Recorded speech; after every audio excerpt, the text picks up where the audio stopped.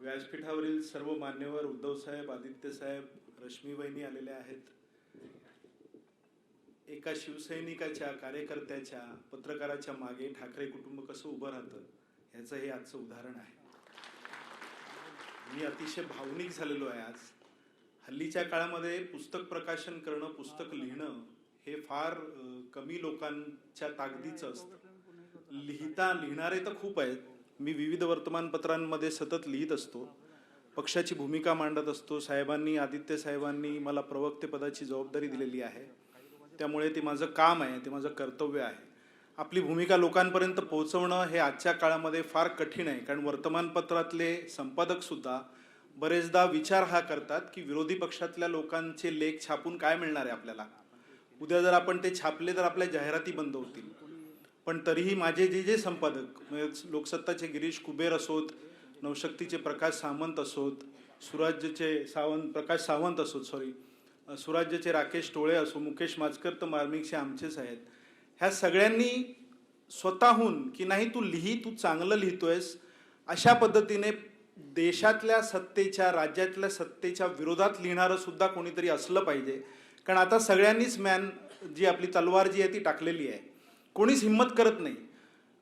विरोधी पक्षामध्ये काम करणं हे आव्हानात्मक असतं आणि हे आव्हान पेलण्याचं साहस करणं हे त्यातून मोठं साहस असतं, जे महाराष्ट्राचा सह्याद्री उद्धवसाहेब ठाकरे आज पेलतायत, दाखवून देत आहेत की विरोधी पक्ष कसा असावा. म्हणजे साहेबांचं कौतुक याच्यासाठी की जेव्हा सत्ता आली त्यावेळेला सत्ता आलेली असताना सुद्धा विरोधकांची स्पेस साहेबांनी भरून काढली होती. म्हणजे विरोधी जे मुद्दे होते, सत्तेच्या विरोधात बोलण्याची हिंमत त्यांनी सत्तेत असताना सुद्धा दाखवली होती. आदित्य साहेब सतत विषय मांडत होते. देवेंद्रजी फडणवीस अनेकदा मातोश्रीमध्ये येऊन गेले, तेव्हा पण त्यांनी सांगितलं की या पद्धतीने गोष्टी झाल्या पाहिजेत, त्या तुम्ही करा. म्हणजे सत्तेत राहून सुद्धा विरोधकांचं काम करणं, सर्वसामान्य माणसांच्या भूमिका मांडणं हे जे कार्य आहे ते फक्त ठाकरेच करू शकतात. हे इतर राजकारणी आजपर्यंत करू शकलेले नाहीत. तुम्हाला आठवत असेल, जेव्हा जेव्हा सत्ता आली तेव्हा तेव्हा सगळ्यांनी नांगी टाकलेल्या आहेत त्या सत्तेसमोर. सत्तेसमोर शहाणपण चालत नाही असं म्हणतात, परंतु सत्तेला जाब विचारण्याचं धाडस जे आहे ती परंपरा फक्त ठाकरेंची आहे आणि ती परंपरा आज 4थी-5वी पिढी जपते आहे. याचं विशेष कौतुक आहे. म्हणजे बाळासाहेबांनी तर एवढं कार्य केलं, माणसं घडवली, त्यांना सुद्धा अनेकदा अशाच पद्धतीचे धोके त्यांना दिले गेले.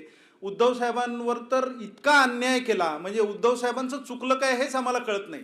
माणसं घडवली, सामान्य माणसाला उभं केलं, अक्षरशः रिक्षावाल्याला, टपरीवाल्याला, पानवाल्याला पक्षामध्ये मोठं स्थान दिलं, सर्व काही दिलं, सर्व अधिकार दिले. मला आठवतं साहेब मुख्यमंत्री होते, मुख्यमंत्री असताना त्यांनी आपले सगळी जी खाती होती ती सगळ्या सहकाऱ्यांना दिली. स्वतःकडे विधी व न्याय ठेवलं आणि जे काही बाकीची जी अगदीच मुख्यमंत्र्यांचे असतात त्यांनी UD ठेवलं नाही, जो कुठलाही मुख्यमंत्री सोडत नाही. त्यांनी होम स्वतःकडे ठेवलं नाही, जो अलीकडचे मुख्यमंत्री भाजपचे तर कधीच सोडत नाहीत. त्यांनी आपल्या सगळ्या सहकाऱ्यांना खाती दिली, त्यांना काम करायला लावलं, त्यांच्या मागे खंबीरपणे उभे राहिले. पण तरीही त्यांना धोका दिला गेला. का? तर ते मुख्यमंत्री झाले म्हणून.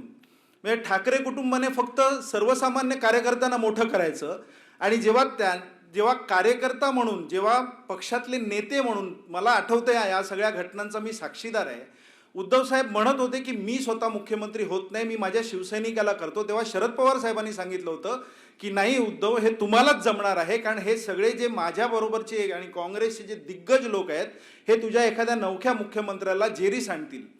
आणि त्यावेळेला कदाचित पवार साहेबांना असं वाटलं होतं की उद्धव साहेब नवीन आहेत, ते नेहमी वर्तुळाबाहेर, हे माझं वाक्य नाही, हे शरद पवार साहेबांचं वाक्य होतं, जे एका जाहीर सभेत त्यांनी म्हटलं की मला असं वाटलं होतं की उद्धव साहेब हे वर्तुळाबाहेर असतील, त्यांना राजकारण कसं जमणार.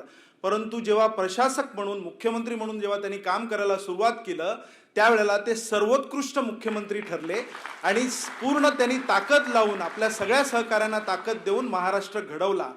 मला आठवतं कोरोनाचं संकट जेव्हा आलं त्यावेळेला मी तर म्हणेन हा एकमेव माणूस होता ज्याने महाराष्ट्र वाचवला. गंगेमध्ये, उत्तर प्रदेशमध्ये प्रेतं वाहत होती, गुजरातमध्ये रस्त्यावर प्रेतं जाळली जात होती, पण आपला महाराष्ट्र सुरक्षित होता. तो केवळ आणि केवळ या कुटुंब प्रमुखांमुळे. त्यांना सगळ्यांची साथ होती. आदित्य साहेब सोबत होते, वहिनी सोबत होत्या. त्या कालावधीतले ते रात्र मला आठवतात, मी पण फोनवर असायचो. आम्ही रात्री 2-2 वाजता लोकांना मदत केलेली आहे. कोणी साधा मेसेज केला तरी आम्ही धावून जायचो, आमचे कार्यकर्ते शिवसेनेचे उद्धव साहेबांचे कार्यकर्ते धावून जायचे. हा सगळा कालावधी बघत असताना जेव्हा त्यांच्यावर वेगवेगळ्या पद्धतीने प्रसारमाध्यमातनं जे काही त्यावेळेचे विरोधक म्हणजे भाजपचे ह्यांच्यावर वेगवेगळ्या अतिशय खालच्या पद्धतीची टीका करत होते, तेव्हा असं वाटत होतं की ही माणसं आहेत का कोण आहेत, म्हणजे ह्यांना काय हवं आहे. ज्या बाळासाहेबांमुळे हे महाराष्ट्रात वाढले, ज्या उद्धव साहेबांमुळे ह्यांना महाराष्ट्राची सत्ता मिळाली.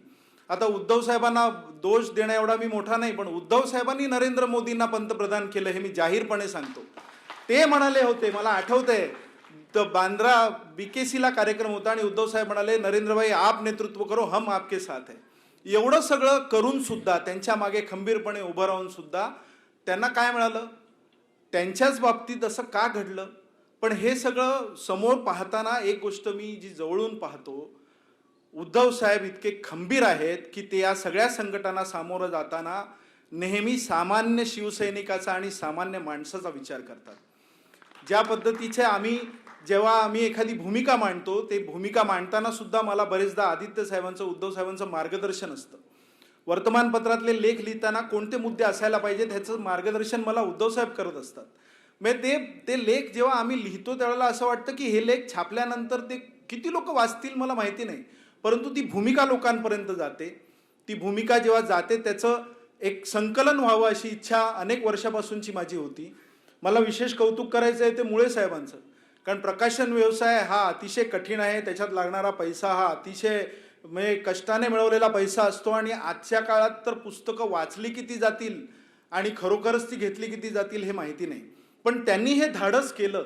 1 नाही 2 नाही 3 पुस्तकं, म्हणजे माझी 2 पुस्तकं, मला कौतुक त्यांचं याच्यासाठी आहे की 2 पुस्तकं. आणि त्यांनी मला सांगितलं की बाळासाहेबांच्या जन्मशताब्दी निमित्त तुम्ही पुस्तक लिहा आणि तुम्ही तो आढावा घ्या. मी प्रबोधनकारांचे त्याच्यामधले विचार, बाळासाहेबांचे विचार मी त्याच्यात म्हटलेलं आहे की ठाकरे कुटुंबाचा विचारांचा वारसा आम्ही चालवण्याचा एक छोटेखानी प्रयत्न करतो. आम्ही त्या विचारांची भोई म्हटलं तरी चालेल, परंतु हे विचार महाराष्ट्राने कधी विसरता कामा नये, या देशाने कधी विसरता कामा नये.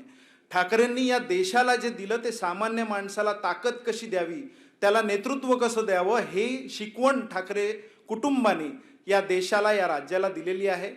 आपण सगळे या प्रकाशनाच्या निमित्ताने आलात त्याबद्दल मी तुमचे खूप आभार मानतो. उद्धव साहेबांचे, वहिनी साहेबांचे, आदित्यजींचे खूप मनापासून आभार. शिवसेनेच्या सगळ्या नेत्यांचे आभार. खूप खूप धन्यवाद. जय हिंद, जय महाराष्ट्र.